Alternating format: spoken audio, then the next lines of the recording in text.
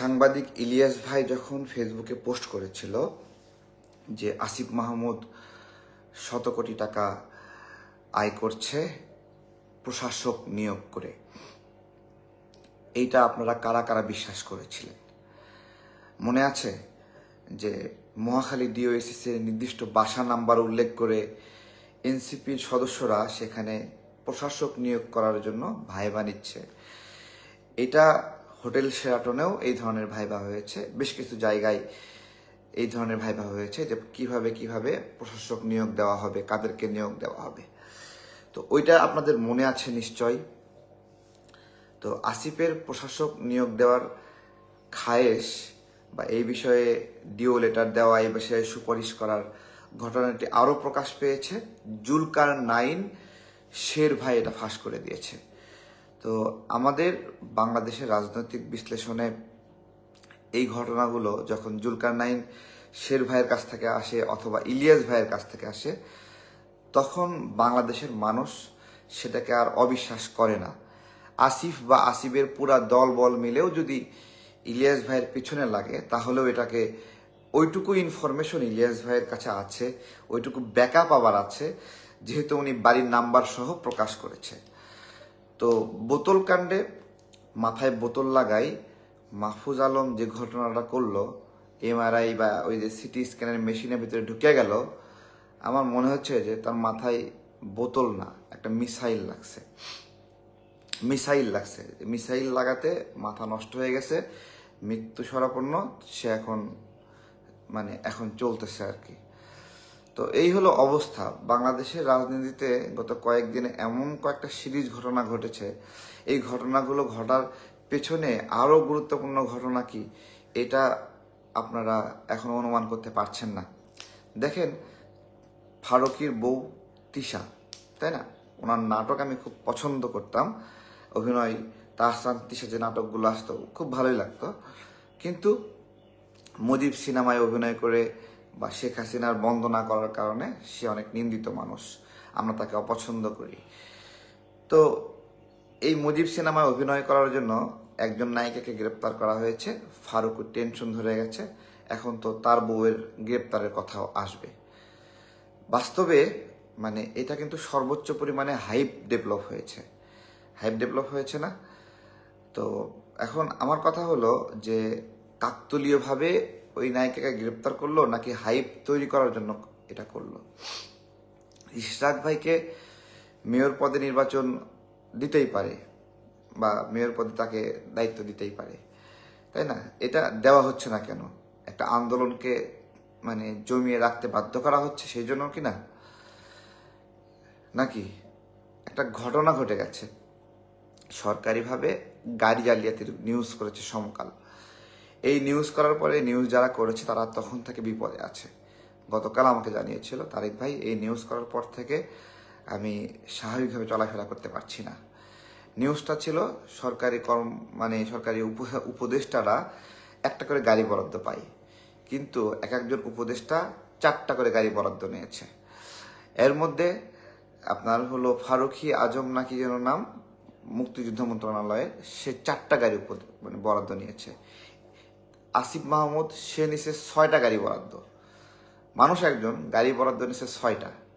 ঠিক আছে, এইভাবে একজন উপদেষ্টা প্রয়োজনের অধিক পরিমাণ রাষ্ট্রীয় সুবিধা নিয়ে রাষ্ট্রের অর্থ নষ্ট করছে।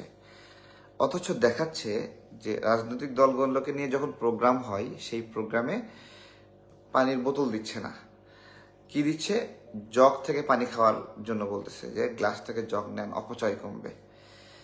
আবার কি করছে যে আইফোন, সরকারি কর্মকর্তাদের আইফোন দিচ্ছে। এই যে নাটক, নকল ব্যবস্থাপনা, এই সব কিছু কিন্তু প্রকাশ পাচ্ছে। আমি ক্যাপশন দিয়েছি, আসিফ মাহমুদের খেল খতম। আসিফ মাহমুদের চৌর্যবৃত্তি এবং দুর্নীতি যে জায়গাগুলোতে প্রকাশ পেয়েছে, তার মূল অ্যাটেনশনটা হলো যে এগুলো সে নিজে নিয়োগ দেবে। তার নিয়োগ দেওয়া সঠিক। সে যে ঢাকা উত্তরে একজন বিতর্কিত মানুষকে নিয়োগ দিল, এটা সঠিক, এটাতে কোনো সমস্যা নাই। হ্যাঁ, এই যে সার্জিসরা গতকাল থেকে পোস্ট করছে, হাসনাতরা পোস্ট করছে যে মেয়র ইশরাককে কেন্দ্র করে, আপনি কেন বিনা ভোটে সরকারের নির্বাচনে মেয়র হবেন, এ ধরনের পোস্ট করছে। ওরা কিন্তু কখনো পোস্ট করেনি যে আসিফ মাহমুদ কেন ডিও লেটার দিয়ে, ওই যে সুপারিশনামা দিয়ে এজাজকে ঢাকা উত্তরের মেয়র সমমর্যাদার প্রশাসক বানালো, এটা কিন্তু ওরা বলছে না। ওদের দলের মানে আয়োজনেই কিন্তু প্রশাসক নিয়োগের ভাইভাগুলো হয়। এখনো ঢাকার ভিতরে বিভিন্ন ওয়ার্ডে যে বিভিন্ন সার্টিফিকেটগুলো দেওয়া হয়, এগুলো দেওয়ার জন্য যে লোকগুলো বসাইছে, এগুলো এনসিপি ওরা ভাইবা নিয়ে বসাইছে, তাই না? এটা একটা কেমন প্রতারণা দেখেন। রাষ্ট্র যখন নিজে জালিয়াতি জড়িয়ে পড়ে, রাষ্ট্র যখন নিজে বাটপারি করে, তখন রাষ্ট্র নিজেই একটা সিদ্ধান্ত নেয় এবং নিজেই তার লোককে দিয়ে প্রতিবাদ করায়। এটা অনেক ধান্দাবাজি না বলেন? ধান্দাবাজি না? যে নিজেরাই মানে এই যে আমরা বলেছিলাম যে শাহবাগ কেন দখল করছো, তুমি ইউনুসের বাড়ির লাইনে বিদ্যুতের লাইনগুলো খুলে দাও না, সে আওয়ামী লীগকে নিষিদ্ধ করতেছে না, তাকে তার বাড়ির লাইন খুলে দেবা, তুমি জনগণকে কেন কষ্ট দিচ্ছ। ওরা যখন আন্দোলন করলো, সেই ব্যবস্থাপনাগুলো কত চমৎকার দেখেন। আপনার ওইখানে ওই আন্দোলনের দিকে দুটা গুরুত্বপূর্ণ ঘটনা ঘটেছিল। আওয়ামী লীগ নিষিদ্ধের ঘটনায় দুটা গুরুত্বপূর্ণ ঘটনা ঘটেছিল। এটা হলো গোপন একটা খবর, আজকে বলছি। আওয়ামী লীগ নিষিদ্ধের ঘটনায় এনসিপির মতো করে দুটা সংগঠন ওই দিন প্রোগ্রাম করে। একটা হলো নুরুল হক নূরের গণ অধিকার পরিষদ, আর একটা হলো আমাদের সংগঠনের আমজনতা দলের পক্ষ থেকে আমাদের সাধনা আপু, সোহেল আমিন, সুরাইয়া আপু, আসগর ভাই, ফরিদ ভাই, তারপরে নজরুল ভাই, এই আমাদের সহযোদ্ধারা, রাজা ভাই, আরিফ বিল্লাহ, ফয়সাল ভাই, তারা সবাই মিলে একটা প্রতিবাদ করে আওয়ামী লীগ নিষিদ্ধের দাবিতে। সেটা যমুনাতে গিয়েই করে। যমুনাতে ওরা একদিকে মঞ্চ বানাচ্ছিল, কিন্তু আমাদের সহযোদ্ধারা বলছিল আওয়ামী লীগ নিষিদ্ধের জন্য মঞ্চ বানানো কেন দরকার, আমরা তো যমুনা ঘেরাও করছি, সেটাই ঠিক মতো করি, মঞ্চ বানায় দৃষ্টি আকর্ষণ করতে হবে কেন। এইটা বলার পরে সার্জিস আলম সেখানে এসে তাদেরকে অনেকটা হেনস্থা করে এবং পুলিশ তাদের পরামর্শে আমাদের নারী নেত্রী সাধনা আপুকে হামলা করে। সেই সময় হামলা করে নজরুল ভাইয়ের উপরে, সেই সময় হামলা করে সোহেল আমিনের উপরে। এটা আওয়ামী লীগ নিষিদ্ধের ঘটনায় যে কেন আলাদাভাবে আওয়ামী লীগ নিষিদ্ধের প্রোগ্রাম করছে, ওদের সঙ্গে কেন যুক্ত হচ্ছে না, এই জন্য। ওই দিন আরেকটা ঘটনা ঘটে আওয়ামী লীগ নিষিদ্ধের দিনে। আওয়ামী লীগ নিষিদ্ধ, সেটা হলো নুরুল হক নূর যখন তার সংগঠনের সহযোদ্ধারা যখন মিছিল করছিল আওয়ামী লীগ নিষিদ্ধের জন্য পল্টন থেকে, তখন পুলিশ তাদেরকে বাধা দেয়, তাদের উপর হামলা করে। দেখেন একই দিনে তিনটা প্রোগ্রাম ঘটছে। একটা হলো হাসনাত সার্জিসরা প্রোগ্রাম করছে আওয়ামী লীগ নিষিদ্ধের জন্য, সেইখানে পানির ফোয়ারা দিচ্ছে। সেখানে আমজনতা দল পাশে প্রোগ্রাম করছিল যমুনার সামনে, সেখানে হামলা করেছে। নুরুল হক নূরের সংগঠন প্রোগ্রাম করেছে, সেখানেও হামলা করেছে। ঠিক আছে, অর্থাৎ দেখেন পুরা নাটকটা আমাদেরকে বুঝতে হবে। এই আওয়ামী লীগ নিষিদ্ধের প্রোগ্রামটি ছিল এই হাসনাত, আবদুল্লাহ, সার্জিস, এরা যে ব্যাপকভাবে লুটপাটে জড়িত, নিয়োগ বাণিজ্যে জড়িত, ডিসি নিয়োগে জালিয়াতিতে জড়িত, এদের জন্য এই প্রোগ্রামটা ছিল একটা রিস্টোরেশন প্রোগ্রাম ছিল। মানে এই সময়ে এই এত ঘটনাগুলো দেখছেন না, এই ঘটনাগুলোর আসলে কারণ কি? এই ঘটনাগুলোর কারণ এগুলোকে সামনে রাখা হচ্ছে, যেটা ফ্যাসিবাদের স্টাইল, সামনে রেখে পিছনে অন্য কিছু একটা হচ্ছে। সে অন্য কিছুটা আসলে কি? সেই অন্য কিছু হলো আমেরিকার পররাষ্ট্র দায়িত্বশীল, সে বন্দরের ব্যবস্থাপনা নিয়ে খোঁজখবর নিচ্ছে, সেটা নিউজে আসেনি। অন্য ব্যবস্থাপনা হলো করিডোর, অন্য ব্যবস্থাপনা হলো এই যে রোহিঙ্গা অনুপ্রবেশ। প্রত্যেকটা দিন 1,000, 2,000 করে রোহিঙ্গা ঢুকেছে কয়েকদিনে। প্রত্যেকটা দিন একটা নিউজ হয়নি। তো এই হলো এই সামনে যে ঘটনাগুলো ঘটে, পিছনে আরেক রকম ঘটনা, তার একটা বিষয়। বাংলাদেশের মানুষরা একটা ঘটনা মনে করি আপনাদেরকে। এই পাবনার একজন এমপি একটা মহিলাকে ধর্ষণ করেছে, তো মহিলা মামলা করেছে। এখন ধর্ষকের বিচার হবে। এখন মহিলা নিজেই কোর্টে দাঁড়িয়ে বলছে যে আপনার তার সঙ্গে এমপির বিয়ে দিতে হবে, তাহলে ধর্ষণের মামলা সে উঠায় নেবে। তো কোর্ট কি করেছে, এখন তার সঙ্গে এমপিকে নির্দেশ দিয়েছে, ঠিক আছে আপনি বিয়ে করেন। ঠিক আছে, এই যে দেখেন একটা এমপি একটা মহিলাকে ধর্ষণ করেছে, দেখেন এমপি দ্বারা ধর্ষিত হয়ে সে নিজেকে ভিকটিম মনে করছে না, সে মনে করছে বিয়ে করলেই হয়ে গেল। এই যে আমেরিকা বাংলাদেশের বন্দর, হ্যাঁ, এখানে আসবে, এখানে ঢুকবে, তাই না?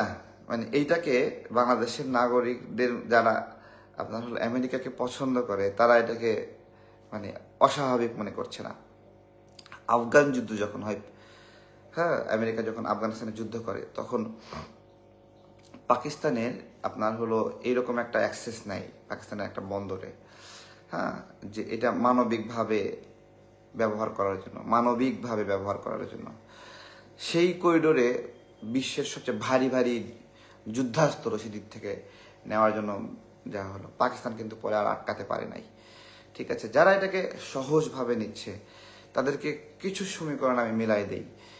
এই সমীকরণগুলোর মধ্যে একটা হলো যে মানে যদি বন্দর ডেভেলপ করতে চাই, সম্পূর্ণ কাজ সম্পন্ন হওয়া শেখ হাসিনার সময়েই সম্পন্ন হয়েছে কাজটা 23 সালে। এই সম্পূর্ণ হওয়া বন্দরটা কেন নেবে, মানে টার্মিনালটা কেন নেবে, নিউ মোরিং টার্মিনাল, এর পাশে অসম্পূর্ণ আবার টার্মিনাল রয়েছে, ওইটা দেবে না, যে ওরা এটা গড়ে নেক, দেবে না, কারণ এইটাকে রেডিমেড ব্যবহার করতে চাই। আজকে একটা কথা বলছি, আমেরিকা এই বন্দর নেবে না বা ডিপি ওয়ার্ল্ড এই বন্দর নেবে না যদি সিদ্ধান্ত নেন যে মায়ানমারে করিডোর দিবেন না, রাখাইনে করিডোর দিবেন না। শুধুমাত্র করিডোর যদি আটকাইতে পারেন তাহলে দেখবেন ওরা নিজেরাই এই বন্দর নেবে না, কারণ করিডোর যদি না পায় বন্দর দিয়ে কি খাটা খাবে। আমি আপনাদেরকে অনেকভাবে বোঝাতে পারি, ইউটিউবাররা, অনেক শক্তিশালী ইউটিউবার আছে, একটা ভিডিও দিয়ে মানুষের মাইন্ডসেট চেঞ্জ করে দেয় এবং তাদেরকে আমরা অন্ধের মতো বিশ্বাস করি, পাগলের মতো বিশ্বাস করি। ঠিক আছে, তারা আপনার মাইন্ড চেঞ্জ করে দিতে পারে, কিন্তু আমরা যারা সার্বভৌমত্বের আন্দোলন করি, আমাদের চিন্তায় লালনই এটা যে দেশীয় সক্ষমতা, স্বনির্ভরতা, দেশীয় উদ্যোগ ও উদ্ভাবন, এগুলোতে আমরা গুরুত্ব দেব। দেশীয় উদ্যোগ ও উদ্ভাবন আমার নাই কি আসলে ভাই, আমার একটা গাড়ির কারখানা নাই ভালো, আমার এটা দরকার। আমার বন্দর ব্যবস্থাপনা, ক্রেন থেকে মাল উঠে নামাবে, হ্যাঁ, যেই ক্রেনটা আছে ওটা আস্তে আস্তে করে, আমার আরো বড় ক্রেন লাগবে। 20 কোটি টাকা দামের ক্রেন হচ্ছে না, আমার 100 কোটি টাকা দামের ক্রেন লাগবে। আরে ভাই, রাষ্ট্র কি ফকির নাকি? রাষ্ট্রের কাছে 100 কোটি টাকা কোনো টাকা নাকি? রাষ্ট্র 100 কোটি টাকা কেমনি পায় জানেন? আজকে যদি 16 কোটি মানুষ না 10 টাকা করে যদি নেয় তাহলে কত টাকা, 1 টাকা করে নিলে 16 কোটি টাকা ওঠে, আর 10 টাকা করে নিলে 160 কোটি টাকা ওঠে, তাই না? হ্যাঁ, তাহলে 160 কোটি টাকা রাষ্ট্র চাইলেই উঠাতে পারে। এটা ভ্যাটের মাধ্যমে তুলতে পারে, টাকা প্রিন্ট করে উঠাতে পারে, যেভাবে ইচ্ছা উঠাতে পারে একটা ক্রেন। আমরা বলছি কি যে বন্দরের সক্ষমতা বৃদ্ধি আমরাই পারবো, আমরাই দামি মেশিন কিনতে পারবো, অস্বাভাবিক কিছু না। একটা ক্রেনের দাম কতই টাকা হয়? 100 কোটি টাকা একটা ক্রেন হয় নাকি? বা ধরেন 150 কোটি টাকা ক্রেন, এরকম 5টা ক্রেন বাড়ায়, সক্ষমতা 5% বাড়াক, যা আছে 5% বাড়াক, 10% বাড়াক, কিন্তু বিদেশিদের হাতে তুলে দেওয়া, ব্যবস্থাপনা তুলে দেওয়া, ওরা এখান থেকে যে আয় করবে, ওই আয়টা আমি কেন করতে পারি না? তাই না? আর এটা তো রানিং একটা আয়ের প্রজেক্ট, আয় হয়, এটা রাষ্ট্রীয় ব্যবস্থাপনা, দেশের ব্যবস্থাপনা, এটা অনেকে বোঝে না। ও আমেরিকাকে দিচ্ছে, আমরা শক্তিশালী হয়ে যাব, এরকম। আমার ছোটবেলায় মনে হতো, যখন বুঝতাম না সার্বভৌমত্বের বিষয়গুলো, আচ্ছা আমেরিকাকে সেন্ট মার্টিনে একটু জায়গা দিলে কি হয়, ওরা থাকলে তো আমরা শক্তিশালী হই, এরকম মনে হতো আমার। কিন্তু যখন আস্তে আস্তে বুঝতেছি যে এরা আসলে কিভাবে মানে সুই হয়ে ঢুকে সেখানে মনস্টারের মতো আচরণ করে, এটা তো সারা বিশ্বে প্রমাণিত, সারা বিশ্বে এগুলো এস্টাবলিশমেন্ট। এই যে সিরিয়া, লিবিয়া, তুরস্ক, সব বিভিন্ন জায়গায় দেখেন কি অশান্তিটা তৈরি করেছে, এগুলো আমরা বিবেচনা করতে পারি না। তো যাই হোক, এগুলো সব প্রকাশ পাচ্ছে, ঠিক আছে, প্রকাশ পাচ্ছে। বাংলাদেশে এই যে আসিফ মাহমুদরা কেন এরকম হটকারি করে জানেন? কেন এগুলো অন্যায়ভাবে এই প্রশাসক নিয়োগ দেওয়ার সাহস পায়, কেন এই জালিয়াতিগুলো করার সাহস পায় জানেন? কারণ না এদেরকে জনগণের কাছে যাইতে হবে না। দিন শেষে এরা জনপ্রতিনিধি না, জনগণের প্রতিনিধি না। বাই চান্সে একটা সংকট তৈরি হয়েছে, আইসা চেয়ারে বসে গেছে। কে কে বসবে কোনো মতামত ছাড়া কিছু মানুষ সিদ্ধান্ত নিয়েছে, ও এরা বসবে, এরা বসবে। ঠিক আছে, এরা সবচেয়ে ভণ্ড। যে আমি আজকে একটা কথা বলছি, একটা কথা বলেছিল যে বিএনপির কারণে জাতীয় সরকার গঠন করা সম্ভব হয়নি। আচ্ছা, জাতীয় সরকার কি আসলে? জাতীয় সরকার হলো যে এই সরকারে সব দলের অংশগ্রহণ থাকবে, বিভিন্ন ধরনের শ্রেণীর মানুষের অংশগ্রহণ থাকবে, এটাই তো জাতীয় সরকার, তাই তো? কি বলছে উপদেষ্টা নাহিদ যে বিএনপির কারণে জাতীয় সরকার গঠন করা সম্ভব হয়নি। বাস্তবতা বলি, সেনাবাহিনীর পক্ষ থেকে উদ্যোগ নেওয়া হয়েছিল। উদ্যোগটা ছিল বিভিন্ন এই আন্দোলনে যারা অ্যাক্টিভিস্টরা রয়েছে তাদেরকে এই সরকারে আপনার হলো যোগ করবে, যারা খুব ইনফ্লুয়েন্সিয়াল ছিল, আন্দোলন নিয়ন্ত্রণ করেছে, এইরকম কিছু। ঠিক আছে, তো এইরকম কিছুর মধ্যে আপনার হলো আমার নাম ছিল। আমাকে সেনা সদর দপ্তরে নিয়ে গিয়েছিল, বলেছিল আমি সহ আরো কয়েকজনের নাম, এর মধ্যে নুরুল হক নুরের নাম ছিল, আরো কয়েকজন ইনফ্লুয়েন্সিয়াল যারা মুভমেন্টকে গাইড করেছে। ঠিক আছে, তো তাদেরকে উপদেষ্টা করবে। তো বলছে না যে জাতীয় সরকার সম্ভব হয়নি বিএনপির জন্য, মানে বিভিন্ন দলের লোক নেওয়া সম্ভব হয়নি বিএনপির জন্য। বাস্তবে এরা হলো একটা প্রতারক, ফ্রড। ফ্রড কিভাবে দেখেন, ওরা এই যে ওদের বাহিরে ওরা কিন্তু একটা তালিকা করেছিল, তালিকা 5 বার চেঞ্জ করেছিল যে এরা উপদেষ্টা তালিকায় আসবে, ওরাই তালিকাটা করেছে। ঠিক আছে, এই তালিকার বাইরে ওরা কাউকে নিতে দেবে না। এবং এই তালিকার বাইরে যখন নেওয়ার কথা হলো তখন আসিফ মাহমুদ ফেসবুকে পোস্ট করে হুমকি করলো যে গণ অভ্যুত্থান বিরোধী কার্যক্রম তারা সহ্য করবে না। এই হুমকি দিয়ে বাহিরের যাদেরকে নেওয়ার সুযোগ ছিল, আরো যারা এই আন্দোলনের সাথে সম্পৃক্ত, তাদেরকে নেওয়া এটা বন্ধ করে দিল। তাহলে ওরা যদি জাতীয় সরকারই চাইতো তাহলে তো বিভিন্ন মানে স্টেক হোল্ডার যারা তাদেরকে নেওয়ার বিষয়ে সমর্থন করলো, বরং ওরাই বাধা দিয়ে আটকায় দিছিল। আজকে দোষ দিচ্ছে হলো এটা। আজকে ইশরাক সাহেব মেয়র হবে, তাই তো? ইশরাক সাহেব মেয়র। আচ্ছা, ইশরাক সাহেব কি করেছে? ইশরাক সাহেব নির্বাচনে অংশ নিয়েছিল। সেই নির্বাচনে এমন একটা কিছু হয়েছে যে ওনার জেতার সম্ভাবনা ছিল, কিন্তু ওনাকে হারিয়ে দেওয়া হয়েছে, তাই তো? ইশরাক সাহেব কি করেছে? আদালতের কাছে গিয়েছে যে এই যে আমাকে হারিয়ে দেওয়া হলো, এটা চ্যালেঞ্জ করছি এবং এটা ভোট আপনারা পুনর্গণনা করেন বা এরকম, এই তো। তো আদালত কি করেছে?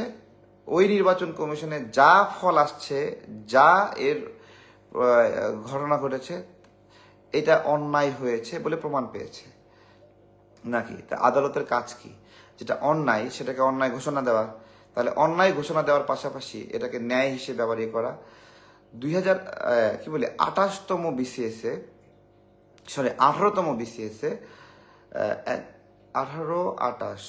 18তম বিসিএসে একজন মহিলা সে নিয়োগ পাওয়ার কথা ছিল, কিন্তু ওই সময় সরকার তাকে নিয়োগ দেয়নি। প্রায় 15-16 বছর পরে আদালতে এটা রায় আসে যে ওই মহিলা নিয়োগ পাওয়ার যোগ্য ছিল এবং তাকে নাগরিক হিসেবে বঞ্চিত করা যাবে না। তখন ওই মহিলাকে 15 বছরের বেতন ভাতা সব সহ তাকে দিয়ে নিয়োগ দেয়। তো আদালত হলো শুধুমাত্র যা অন্যায়, সে অন্যায়কে রহিত করে না, ওই অন্যায়ের এগেনস্টে যে কম্পেনসেশন, সেই কম্পেনসেশন দেওয়া একটা রাষ্ট্রের নিয়ম। ঠিক আছে, এইবার দেখেন এই যে সিআর আবরার একজন উপদেষ্টা হলো, অথবা আদিলুর রহমান একজন উপদেষ্টা হলো, অথবা ফারুকি একজন উপদেষ্টা হলো। এই উপদেষ্টা হওয়ার জন্য, তাই না, কি বলছে যে ইউনূস সাহেবের অথবা এই যে ফারুকির ঘনিষ্ঠ আসিফ মাহমুদ, তাদের ইচ্ছা হয়েছে তাকে নিয়ে যায় উপদেষ্টা বানাইছে, তাই না? এটা তো ইচ্ছা হয়েছে এই জন্য তো দিছে নাকি? ইচ্ছা হয়েছে এই জন্য দিছে না, যে তাদের ইচ্ছা হয়েছে, তাদের প্ল্যানে আসছে এটা, এই জন্য তারা দিয়েছে, তাই না? এই জন্য দিছে না? এটাই তো ক্যাটাগরি। আচ্ছা, এইটুকু যদি তাদের এই কাজটা যদি যৌক্তিক হয়, বৈধ হয়, তাহলে আপনার দেশের মানে মানুষের জনপ্রিয়, ঢাকার শহরে জনপ্রিয় জনতার মেয়র যে নির্বাচনে অংশগ্রহণ করেছিল, সেই নির্বাচনে তার প্রতি জুলুম হয়েছে বলে আদালত রায় দিয়েছে। হ্যাঁ, তার প্রতি জুলুম হয়নি? প্রার্থী হিসেবে তার প্রতি কি জুলুম হয়নি? জুলুম হয়েছে। তাহলে সেই রায় দিয়েছে, সেই জুলুমকে নিরসনের রায় দিয়েছে, সেটা ওরা মানতে পারছে না। ঠিক আছে, এরা এমন একটা কিছু করতে চায় আসিফরা যে বিএনপি ঠেকাও, বিএনপি ঠেকাও, রাজনৈতিক দল ঠেকাও, এরকম একটা ব্যবস্থাপনা। কিন্তু ওরা যে রাজনৈতিক দল ঠেকাবে, ওরা যে বিএনপিকে ঠেকাবে, কিন্তু ওরা এই কয়দিনে যে যে চুরি চামারিগুলো করলো সেগুলো সঠিকতা কতটুকু? আসিফ মাহমুদের বিরুদ্ধে ইলিয়াস ভাইয়ের দেওয়া প্রমাণ ছাড়াও আরও অন্যায় জুলুম আছে কিনা বলেন। ওয়াসার নিয়োগে আমরা দেখলাম ওই যে পিএস স্যার মোয়াজ্জেম, তাই তো, হ্যাঁ, অনেকগুলো বার পিএস স্যার মোয়াজ্জেমের সুপারিশে নিয়োগ দেওয়া হয়েছে, পিএস স্যার মোয়াজ্জেম। আচ্ছা আচ্ছা, আপনাদেরকে একটা কথা বলি, এই যে পিএস মোয়াজ্জেম যায়, এই যে 1 ডজন মানুষকে নিয়োগ দিল অবৈধভাবে, আসিফ মাহমুদ একদম জড়িত না এটাতে, তাই তো? আসিফ মাহমুদের ক্ষমতা ছাড়া তার পিএস। আচ্ছা, পিএস মানে কি আসলে? পিএস মানে হলো পার্সোনাল সেক্রেটারি নাকি? মানে আমার সঙ্গে একজন লোক দরকার, আমার সহযোগিতা করবে সবসময়, এইরকম একটা লোক, একটা চাকর দরকার। পিএস তো চাকর। এই পিএস যায় নিয়োগের জন্য সুপারিশ করেছে আসিফ মাহমুদের ছাড়াই, তাই না? আচ্ছা, ওইটা তো যখন প্রকাশ পাইলো তখন আসিফ মাহমুদ বলল ওইটা সে করেনি, পিএস করছে। আচ্ছা, পিএস কে সরাই দিল। এবার তো আসিফ মাহমুদের জালিয়াতিও প্রকাশ পেয়ে গেল। সে তো ঢাকা মহানগর উত্তরের মেয়র মেয়র মর্যাদার তাকে তো এজাজ সাহেবকে সে নিয়োগের সুপারিশ করেছে। এইবার দড়ি লাগাবেন কোথায়? তো আসিফ মাহমুদের খেলা আসলে খুব আর নাই, ঠিক আছে? এই দুর্নীতি জালিয়াতি, দেখেন, একটা মানুষ এত জনপ্রিয়তার পরেও আপনার হলো এইভাবে ডোবে লোভের কারণে, বাপের লোভ, পরিবারের লোভ। বাপটা কি করলো? বাপটা ক্ষমতা পাইয়া তার সচিবালয়ে ইচ্ছা মতো ঘোরাফেরা করে, তদবির বাণিজ্য, টেন্ডার বাণিজ্য। একটা ঘটনা বলবো আজকে, মনে করে দিই। আচ্ছা, বলা ঠিক না আবার বলা উচিত কিনা। আমি একদিন আপনার হলো আসিফের বাসায় গেছিলাম, একদিনে গেছিলাম ওর বাসায়, ঠিক আছে? একদিনে গেছিলাম একজন ব্যক্তির আবদারে। খুবই ভালো একজন মানুষ, খন্দকার মাসুদ ভাই। মাসুদ ভাই, আপনি জানেন বিষয়টা, আপনি সাক্ষী। খন্দকার মাসুদ ভাইকে আমি বলি, খন্দকার মাসুদ হলো 24-এর গণ অভ্যুত্থানে অর্থায়ন করা একজন ব্যক্তি। আমার সাথে যোগাযোগ করতেন, কোথায় খাবার লাগবে, কোথায় পানি লাগবে, কি কি বানাতে হবে, তারপরে হলো ওই যে আইডি কার্ড বানাতে হবে, ভুয়া আইডি কার্ড বানাতে হবে।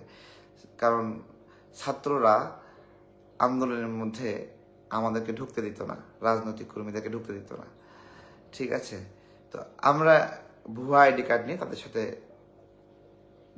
মিশে যাওয়ার সিদ্ধান্ত নেই, তাদেরকে গাইড করার উদ্দেশ্যে, জায়গায় জায়গায় গাইড করার উদ্দেশ্যে আমরা এটা মিশে যাই। এটা যুদ্ধে সবই বৈধ, হ্যাঁ, ভালোবাসা এবং যুদ্ধে আমরা যুদ্ধেই নামছিলাম, আমরা মিশে যাই। সেই মানে সমস্ত কার্যক্রমে আমাদের সাপোর্ট দিতে হলো এই খন্দকার মাসুদ ভাই। আমাকে যখন গ্রেপ্তার করলো, খন্দকার মাসুদ ভাইয়ের এই গণ অভ্যুত্থানে অবদান রাখার বিষয়টি ফাঁস হয়ে গেল। তখন খন্দকার মাসুদ ভাইয়ের পাসপোর্ট ওপর নিষেধাজ্ঞার সিদ্ধান্ত নিল, তাকে ব্ল্যাক লিস্ট করলো, তার ফিনান্সিয়ালি তাকে লক করার ব্যবস্থা করলো। এই হলো সেই খন্দকার মাসুদ ভাই। খন্দকার মাসুদ ভাই দেশে এসে অনেকগুলো উপদেষ্টার সঙ্গে দেখা করার চেষ্টা করেছেন, কিন্তু কেউ তাকে তার ফোন ধরে না, কেউ তার সাক্ষাৎ করে না। তখন আমাকে বললেন, তারেক, আমি তো চলে যাব, কারোর সঙ্গে তো দেখা হলো না, তো কি করা যায়? তো দেখা হলে ভালো লাগতো। আমি বললাম, আমার তো অন্যদের সাথে তেমন একটা কথাবার্তা হয় না। আসিফ মাঝে মাঝে প্যাচে পড়লে পরামর্শের জন্য আমাকে ফোন দেয়, মেসেজ দেয়, পরামর্শ নেয়, ঠিক আছে? তো আপনার হলো খন্দকার মাসুদ ভাই বললেন, দাদা তুমি ওর একটু বল, আমি দেখা করবো। তা আমি অনেকবার ফোন দিয়ে পাচ্ছি না, না পাইয়া আমার একটা অধিকারের জায়গা আছে যে ওর বাসার সামনে গিয়ে দাঁড়িয়ে থাকবো, ঠিক আছে?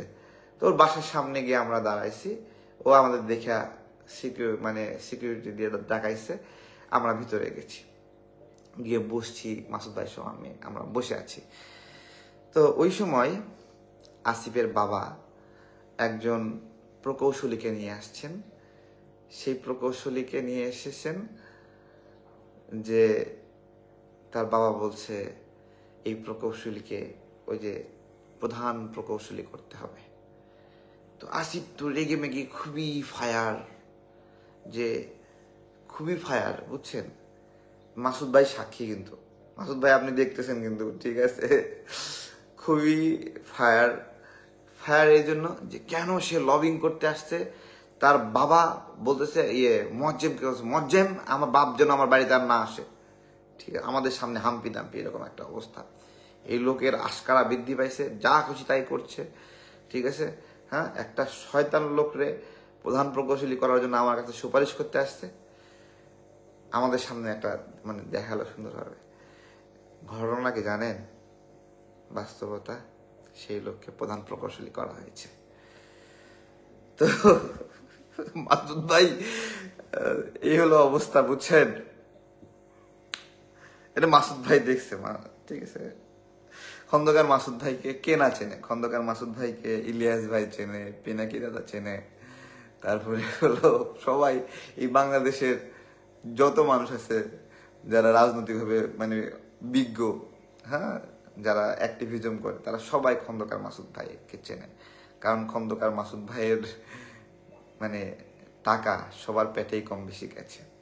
উনি আসলে অ্যাক্টিভিস্টদের আপনার হলো খাওয়ান, তাদেরকে সাপোর্ট দেন, ব্যাকআপ দেন, সমস্যা হলে শোনেন তুমি কি বাসা ভাড়া দিয়েছো, তোমার সমস্যা হচ্ছে, এইভাবে।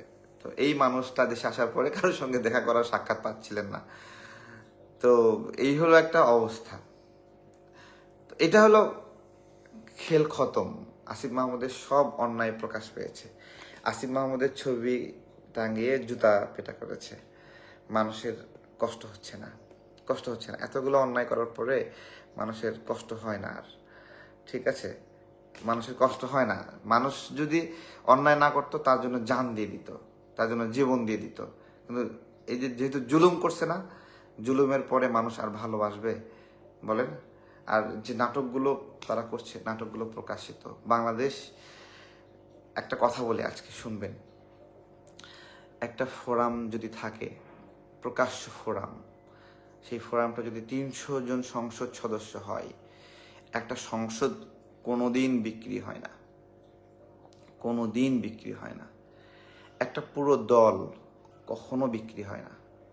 একটা বিএনপি, জামাত অথবা আপনার হলো আওয়ামী লীগ, এই পুরো দল, রাজনৈতিক যে ব্যবস্থাপনায় পুরো দল কখনো বিক্রি হয় না। কারণ দল মানে সারা বাংলাদেশের বড় একটা এস্টাবলিশমেন্ট। পুরো বিএনপি কখনো বিক্রি হবে না। কিছু ব্যক্তি গিয়ে বিক্রি হতে পারে, কিছু ব্যক্তি গিয়ে নষ্ট হতে পারে। পুরো জামাত কখনো বিক্রি হতে পারে না। একজন ব্যক্তি গাদ্দারি করতে পারে, ভারতের সাথে সম্পর্ক রাখতে পারে, কিন্তু পুরো জামাত কখনো এটা রাখবে না, ঠিক আছে? তো একটা পার্লামেন্ট কখনো বিক্রি হয় না। আজকে যদি একটা পার্লামেন্ট থাকতো, তাহলে করিডোর দেওয়ার সিদ্ধান্তে সকল সংসদ সদস্য একমত হতো না ভাই, অর্ধেক ভাগ হয়ে যেত, আটকে যেত। আর এইখানেই সুযোগটা নিচ্ছে আমেরিকা। এটা আপনাদের বুঝতে হবে। একটা নির্বাচিত সংসদ দেশের জন্য খুবই দরকার, এছাড়া হয় না। দেশের সার্বভৌমত্বের জন্য নির্বাচিত সরকার দরকার। নির্বাচিত সরকার কখনো বিক্রি হয় না, ঠিক আছে? আর সর্বশেষ বলি একটু কথা, আমার কাছে ভালো আম আছে। আমি ঢাকায় আসছিলাম, আজকেও অনেকগুলো আম হারভেস্ট করা হয়েছে। হিমসাগর আম যারাই নিচ্ছে, খুবই ভালো আম পড়ছে। তো প্রথমের দিকে গোবিন্দভোগ আমটা একটু কম মিষ্টি ছিল, কিন্তু গোপালভোগ আমটা চামড়া একটু শুকায় যায়, কিন্তু এটা খুবই মিষ্টি। গোপালভোগটা চামড়া শুকবেই, অনেকেই জানে না যে গোপালভোগের চামড়া এরকম জড়ায় যায় কেন। ভাই, এটা 8 বছর ধরে বিক্রি করছি গোপালভোগ আম। আপনার হলো চামড়া শুকায় যাবে, এটা চামড়া শুকায় ঝুনা হবে, এরপরে এটা মধুর চেয়ে মিষ্টি হবে। এটা হলো গোপালভোগ আম, ঠিক আছে? গোপালভোগ আম আমার অনেকগুলো কাস্টমার বলছে, তারেক ভাই আমার বাচ্চা গোপালভোগ আম ছাড়া পাগল হয়ে যাচ্ছে, গোপালভোগ আম পাঠান, ঠিক আছে? আমি বলতেছি নাই ভাই, এটা বলছে না পাঠান। এর মধ্যে 5 জনকে পাঠাইছি, তারা দ্বিগুণ দাম দিয়ে গোপালভোগ আম কিনছে, ঠিক আছে? তো গোপালভোগ আম একটু দেখতে অসুন্দর, ফোটা হয়, এই আর কি। যাদের লাগবে 01557136726, আমি বিজ্ঞাপন করলাম, একটু লাগবে একটু নেবেন আমার কাছ থেকে আম। আচ্ছা, সাপোর্ট মি টু সারভাইভ। আসসালামু আলাইকুম।